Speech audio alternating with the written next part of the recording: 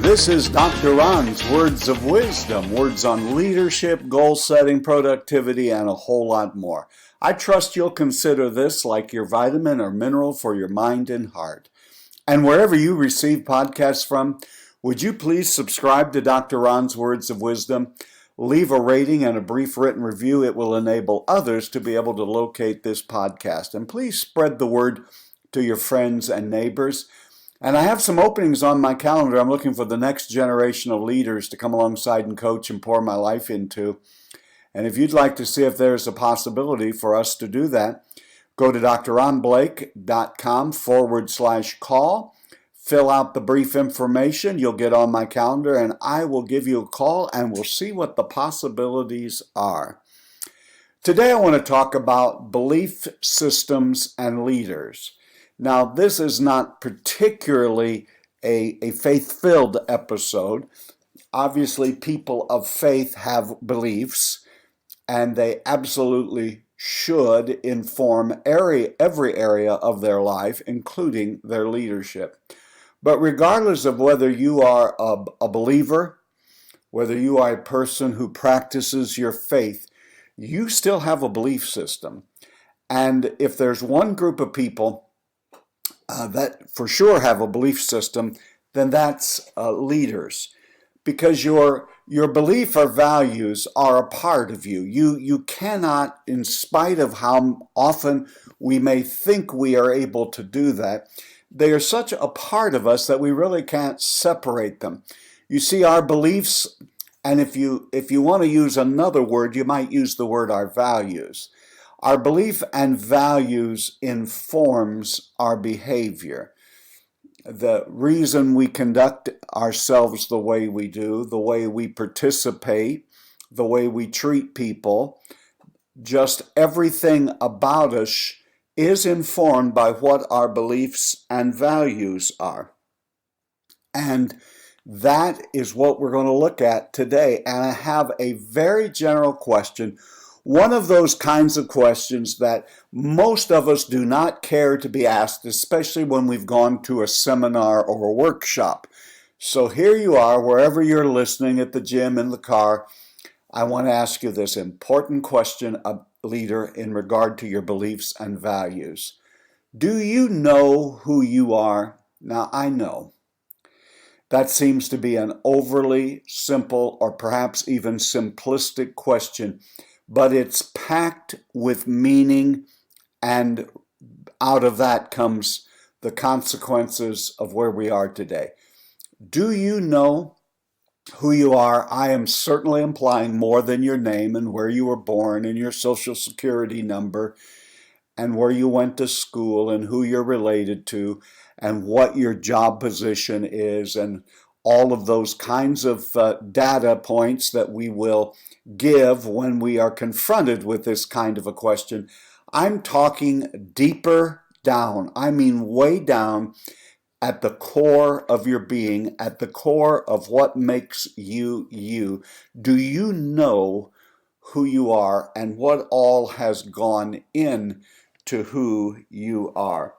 You see, ultimately, a leader is not judged so much by how well they lead, but how well they serve. That was a quote from Kevin Cashman. We've all heard of Robert Greenleaf and servant leadership.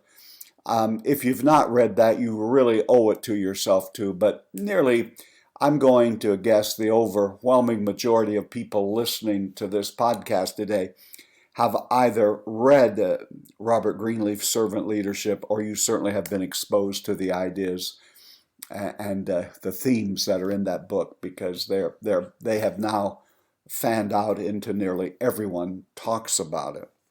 You see, many of us think that leadership is about being the boss, is about instructing others and getting a vision and a goal and getting a bunch of people around us who will help to implement our goals and to reach our dreams.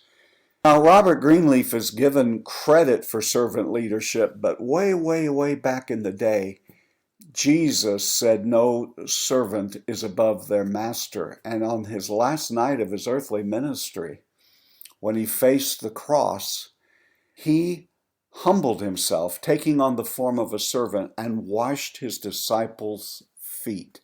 It was Jesus who has modeled also for the world what servant leadership is about. That leadership isn't lordship, it is indeed service to others. And so, have you thought much lately about when you are around the people you lead, that you are their chief servant, that you are there, not just to lead and not just to consult and give advice and move the organization forward, but you're there to serve the people, to serve the organization, to serve the better good. Have you really, truly thought of that? In other words, leader, it's not about you and it's not about me. It's about others. Oftentimes, all of us have encountered a leader who was totally self-absorbed and self-centered. There's nothing more off-putting. Might I even use stronger language and say there really is nothing more disgusting than a leader who is focused seemingly almost entirely upon themselves. We have to get others focused. We have to think about others, and that is difficult to do if your beliefs and values are not centered on others, or if they are in fact totally self-centered kinds of values. Good leaders must first become good servants. That's what Robert Greenleaf said. I've already told you that Jesus says that we've been called to serve others. As a matter of fact, those who go into ministry, it used to be called Christian service. The word service was actually a part of the title. Someone had said some time ago that not everyone can be famous. There seems to be within the heartbeat of the human experience the desire that we all have to be known, to have people recognize us, to have people honor our contribution to an organization and ultimately to the world. That's just a default position, as it seems, a consequence of being human. But someone said not everybody can be famous. It seems like a lot more can be infamous, but not many of us can be famous. But everyone can be great. Because greatness is determined by service. So said Dr. Martin Luther King Jr. Not everybody can be famous, that's a given. But everyone can be great. And when you heard that, I wonder, did you pause and ponder and think, I'm not sure that I can be great. I'm not sure that everyone can be great. And then Dr. King goes on to define what he meant by greatness. Greatness is not position. Greatness is not how many people know you on a first name basis. Greatness is not even how much we've been honored by our culture or our organization. Greatness is determined by our service to and for others. So I would say that before we move into the techniques of leadership and seek to be the best leader we should be, and as you would know, listening to my podcast, I am absolutely 100% in favor of being the best leader you can be, of gathering new skills, of honing skills, of stretching and getting better. But periodically, we need to take a step back and say, what exactly am I trying to accomplish? Would the people in my family, in my organization, would they say, I am a servant leadership. I am living a life of service. You see, the way to achieve your own success is to be willing to help someone else be successful. One of the best ways to move the ball forward in our own life is to sort of take our eyes off of ourselves and our total 100% concentration on I must move forward, and rather, what can I do to help someone? Let me ask you this question. When was the last time it ever entered your mind, or you thought or reflected even for a few moments on what can I do to help someone else? Most of us crave for people to recognize us and to come alongside and assist us and to encourage us. But when was the last time you took time out of your schedule and encouraged someone else? As a matter of fact, I have this theory, and I want to see if you'll help me try it out to see if in fact it is reality. Rather than sitting around waiting for people to encourage me, I should spend some time every day willfully, systematically reaching out and encouraging someone else. I don't mean making things up, and I don't mean insincerity, and I mean doing it with an idea that I'm not trying to encourage them so they encourage me. It's not a law of reciprocity thing. It's rather that this is a good practice for a leader to do, and that is to be a dispenser of grace and to be someone who reaches out and encourages others. And here is what I have discovered in my own life. When I reach out and seek to encourage others, it encourages me. I don't mean them saying something back that's encouraging to me, and oftentimes, as you would know, that does happen. But I'm talking by the very act of calling someone to encourage them, to pray with them, writing someone a note. I'm talking about doing the very act. I find that in and of itself encourages me. So I would say, think about other people. The other thing about a leader is we must be equipped with humility. Unfortunately, in most of the cultures that many of us live in, there are trappings of leadership that can kind of snuff out humility. But in order to understand our changing world, we must come with a spirit and attitude of humility.